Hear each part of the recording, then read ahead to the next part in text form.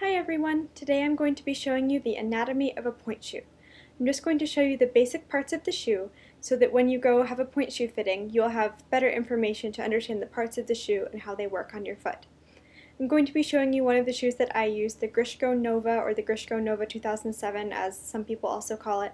I use a size 4 2X medium shank. That is the shoe that works best for me. That is absolutely not the shoe that works best for everyone, but that is the shoe I will be showing you because it's the one I have handy. The shoe I am going to show you is also kind of dead and dirty, so please excuse that. I'm just using it as a prop today. So I'm going to start kind of with the bottom of the shoe, work my way to the top, and then back around, just so that we have some kind of continuity here. So first, this part, the bottom of the shoe, is called the outer sole.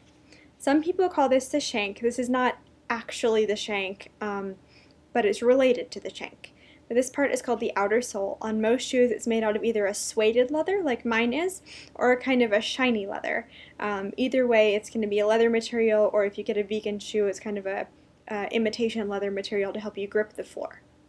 You can see I have some glue on the bottom because I've glued these shoes when they got a little too soft.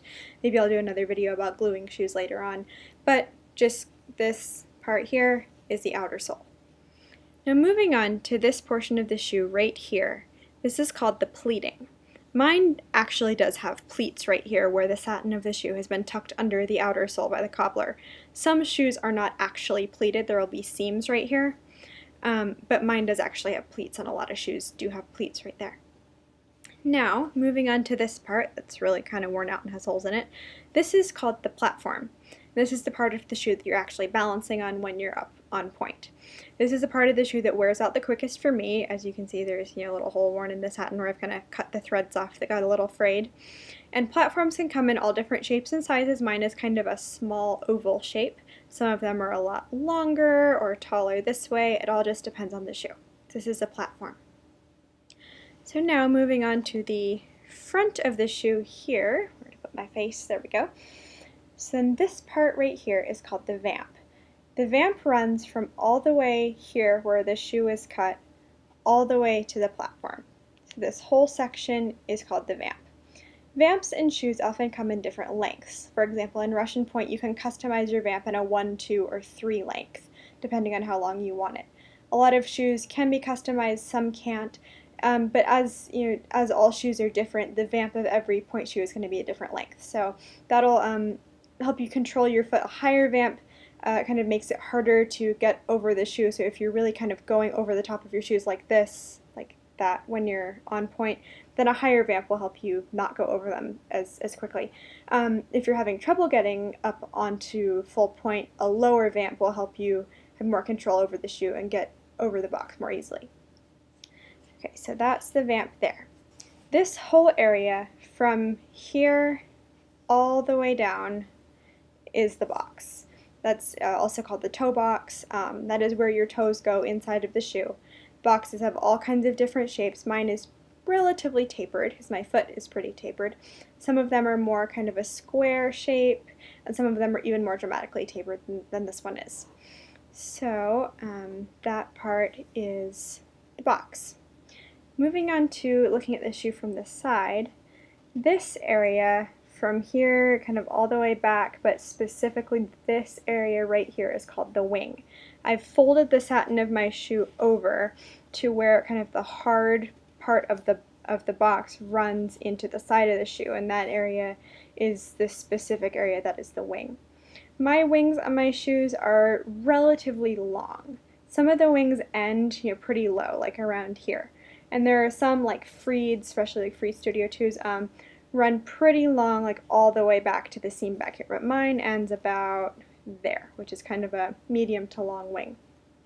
A longer wing makes it harder to get up on pointe. So if you're going over your shoes, you're an advanced dancer, a longer wing will help that. Also, if you have bunions, a long wing will help your foot from kind of like pressing out into the side of the shoe so you can see like the bump of your bunion. A longer wing will conceal that. So I have kind of a medium wing. I have kind of little baby bunions, so that helps them not show at all in my shoes. And it also helps keep the shank straight on my foot. So that's why I like a longer wing. So now looking at the inside of the shoe, this part, see here, this part is actually the shank, and there's also glue right here from where I've glued it when it got a little soft. You can see the shank kind of comes away from the material on the inside of the shoe. This is the hard part of the shoe that provides you support when you're up on point. I use a medium shank. Shanks come in different hardnesses.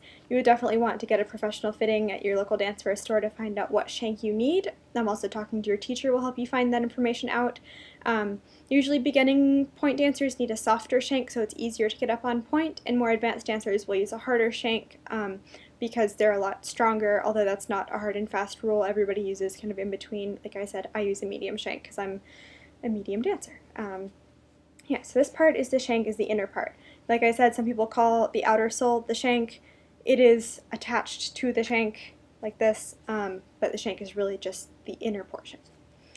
Alright, so now looking at the back of the shoe, this is the heel, of course, that's where your heel goes, and this seam right here is specifically called the heel seam, as that goes, where your heel goes.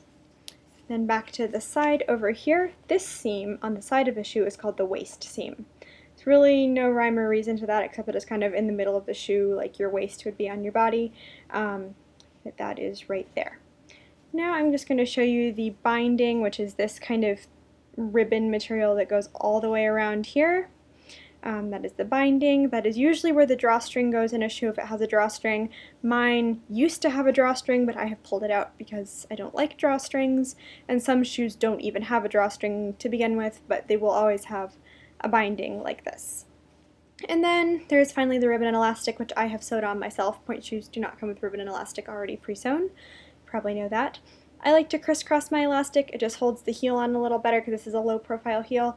And then I have my ribbons. I like the Bunheads Flexors from Capicio. That's my favorite ribbon. I think it kind of helps go over my tendon a little better in the back. I will probably do another video later on specifically about how I sew my point shoes, toe pads, and stuff like that, so stay tuned for that later. I just wanted to give you the basics for today. So I hope that information was helpful, and if you go in for a point shoe fitting, you'll be a little bit more equipped to look at the parts of the shoe and see how they're working for your feet. If you have any other advice about the parts of a point shoe, please leave me a video response or leave a comment. I would love to hear that. I hope you guys all have a great day.